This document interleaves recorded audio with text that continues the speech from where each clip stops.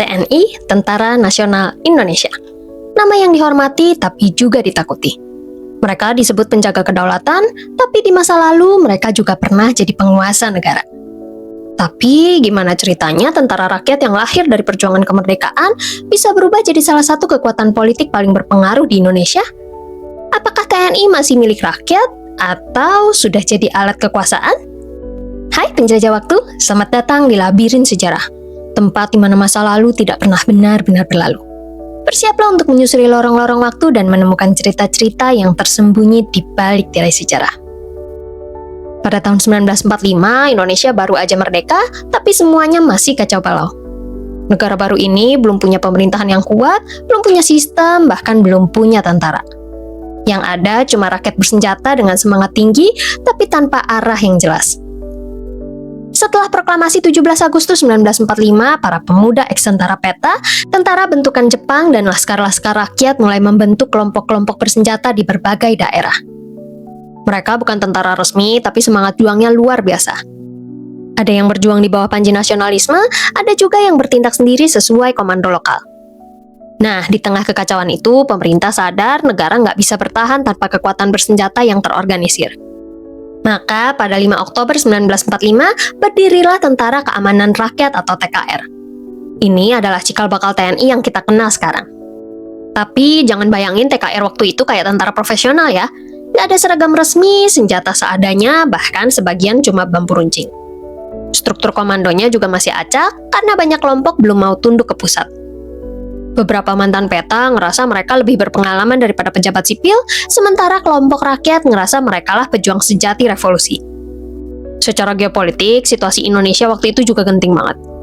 Belanda datang lagi lewat NICA atau Netherlands Indies Civil Administration dengan bantuan sekutu berusaha merebut kembali wilayah jajahan. Sementara di sisi lain, Jepang baru aja menyerah dan kekuasaannya digantikan sekutu, dan itu menciptakan kekosongan di lapangan. Indonesia harus bertahan bukan cuma dari invasi Belanda, tapi juga dari kekacauan internal, mulai dari laskar-laskar liar, perebutan senjata, dan perebutan pengaruh antara sipil dan militer.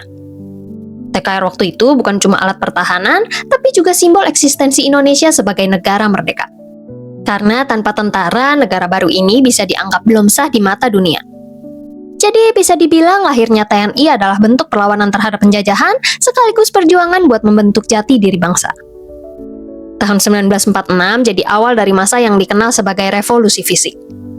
Negara baru ini menghadapi dua front sekaligus, perang bersenjata di lapangan dan diplomasi di meja perundingan. Situasi makin pelik setelah ibu kota Jakarta jatuh ke tangan Belanda dan pemerintahan Republik Indonesia harus pindah ke Yogyakarta. Disinilah denyut nadi perjuangan benar-benar terasa. Di tengah suasana itu, muncul sosok yang makin menegaskan karakter TNI, yaitu Jenderal Sudirman. Tubuhnya kurus, paru-parunya sudah lemah karena penyakit, tapi semangatnya luar biasa. Waktu Belanda ngelancarin agresi militer 2 pada Desember 1948 dan berhasil menduduki Yogyakarta, Sudirman menolak untuk menyerah. Dia bawa pasukan ke hutan, pimpin perang gerilya selama berbulan-bulan. Bayangin, seorang panglima besar yang sekara tetap memimpin perang dari tandu bambu di tengah hutan. Itu bukan cuma kisah heroik, tapi juga titik lahirnya jiwa militer Indonesia yang disiplin, sederhana, rela berkorban, dan menyatu dengan rakyat. Dalam perang gerilya itu, TNI nggak berdiri sendiri. Mereka ditopang sama rakyat desa yang ngasih makanan, nyembunyiin, bahkan jadi mata-mata buat pasukan Republik.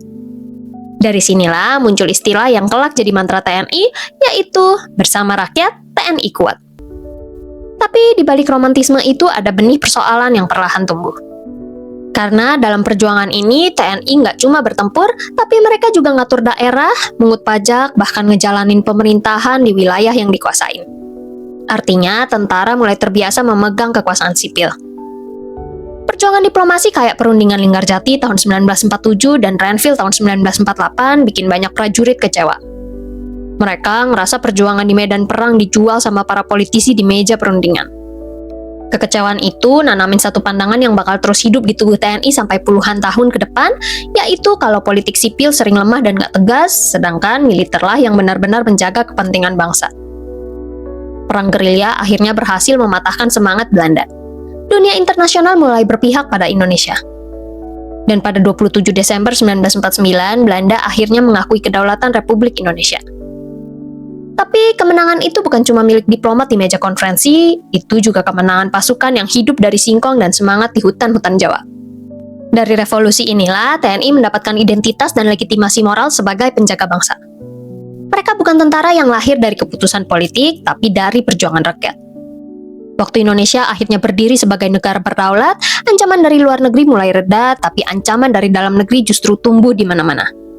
Negara baru ini masih goyah dan di berbagai daerah muncul pemberontakan yang mengancam persatuan, mulai dari DITII yang pengen mendirikan negara Islam, RMS yang memisahkan diri di Maluku, dan PRRI atau Permesta di Sumatera dan Sulawesi yang menentang dominasi Jawa. Dan di setiap konflik itu, TNI selalu jadi peran utama. Mereka bukan cuma memadamkan pemberontakan, tapi juga mengatur ulang kekuasaan lokal. Banyak kepala daerah diganti dengan perwira militer, dan dari situ muncul pola baru. Waktu negara lemah, TNI yang maju.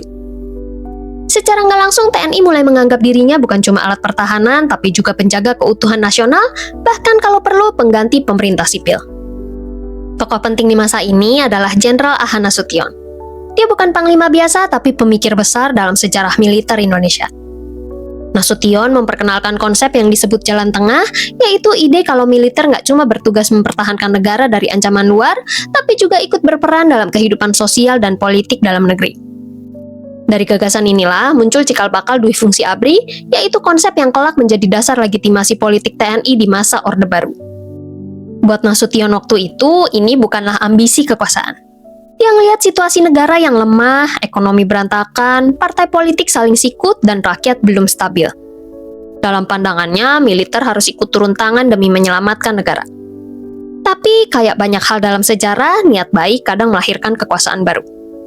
Pelan tapi pasti, posisi TNI makin kokoh. Mereka duduk di parlemen lewat fraksi ABRI, memegang jabatan sipil kayak gubernur, bupati, sampai menteri. Birokrasi mulai dipenuhi sama perwira aktif. Di sisi lain, citra TNI juga semakin kuat di mata rakyat. Mereka dianggap sebagai kekuatan yang tegas, disiplin, dan nasionalis di tengah carut-marut politik partai. Banyak rakyat ngelihat tentara sebagai penyelamat dari kekacauan demokrasi liberal. Dan Soekarno dengan gagasan demokrasi terpimpinnya justru memberi legitimasi politik lebih besar pada militer.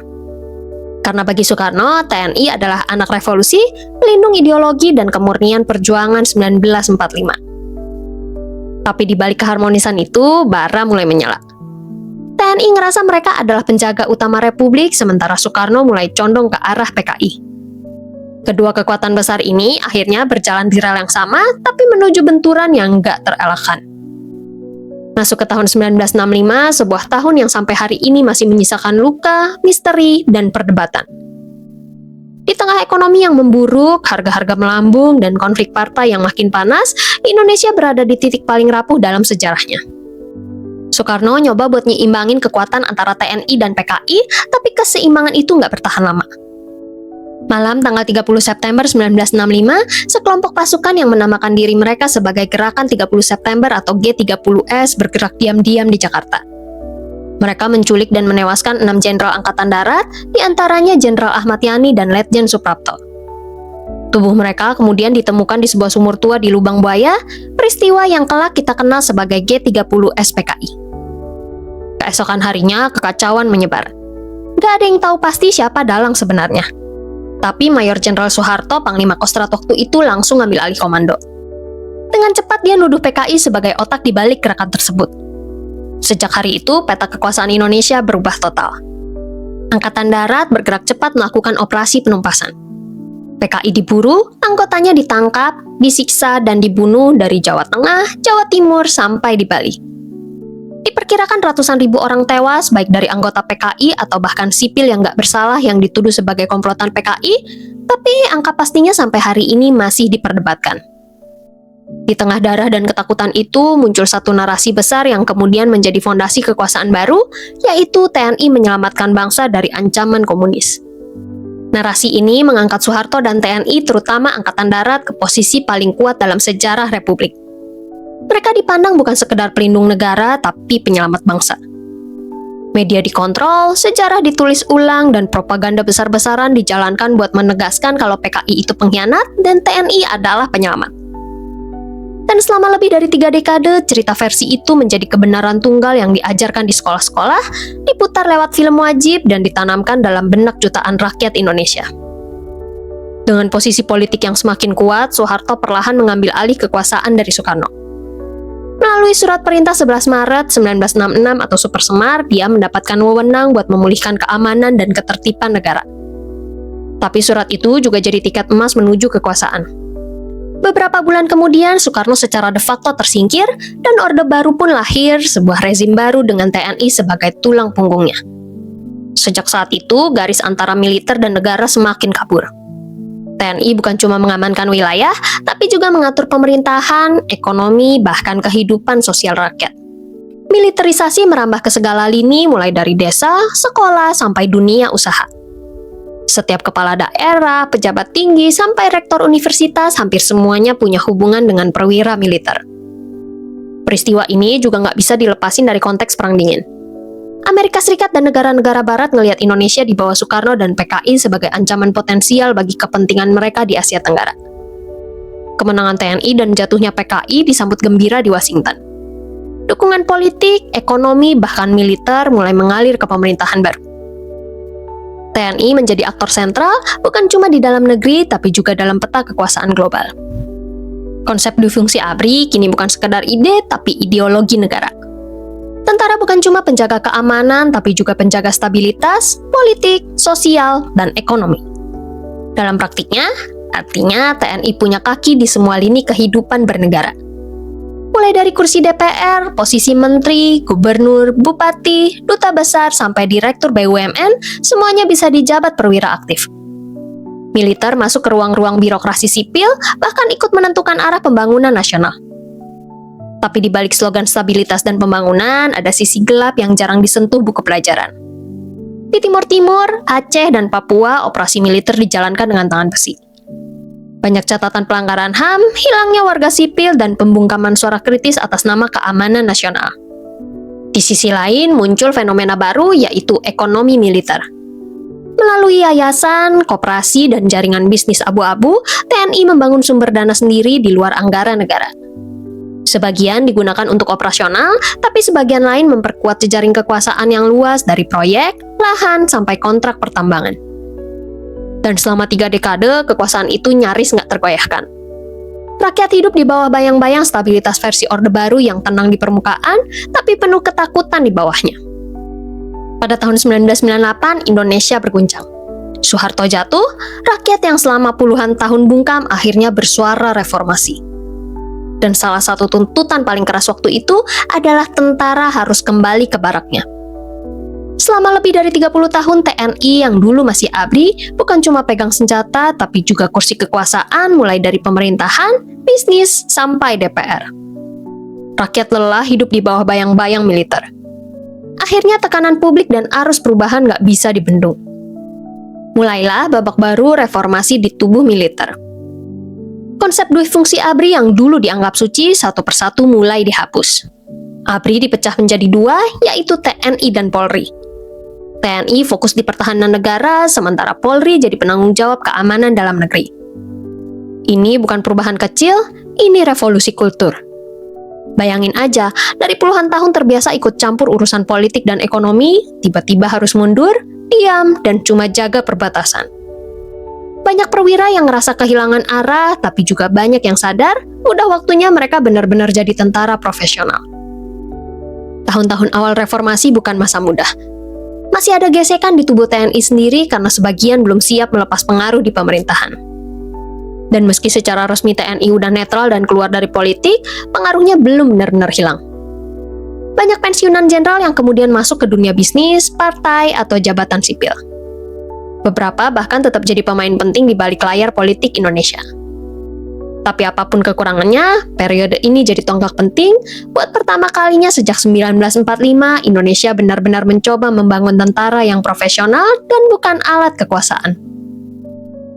Setelah reformasi, banyak orang berharap TNI berubah total. Bukan lagi jadi alat politik, tapi benar-benar jadi tentara profesional yang fokus ke pertahanan negara dan bukan sibuk ngurus kursi kekuasaan. Dan memang arah itu mulai terlihat. Mulai awal 2000-an, TNI pelan-pelan berbenah. Peralatan modern dibeli, latihan internasional digelar, dan doktrin baru dirancang. Bukan cuma siap perang, tapi juga siap berdiplomasi.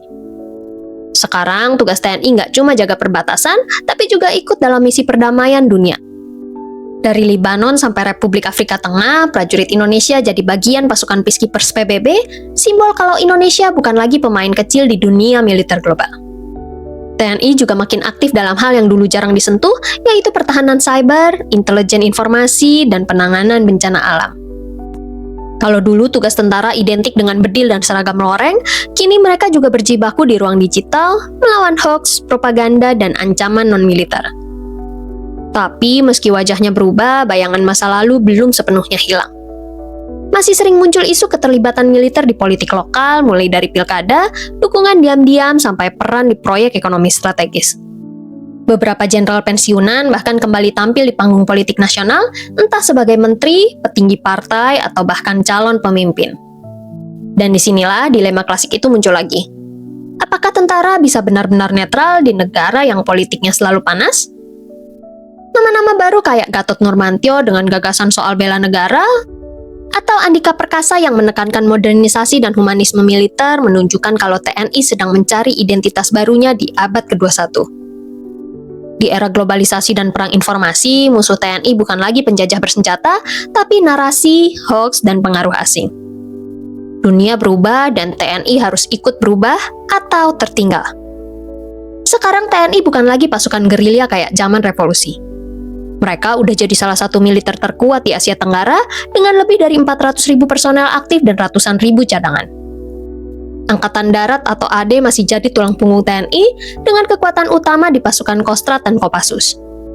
Fokusnya sekarang bukan cuma jaga keamanan dalam negeri, tapi juga latihan cepat tanggap dan operasi gabungan. Angkatan Darat juga mulai pakai teknologi baru kayak drone pengintai dan sistem komunikasi digital. Angkatan Laut atau AL juga punya peran fatal. Karena Indonesia negara kepulauan dan laut adalah kuncinya.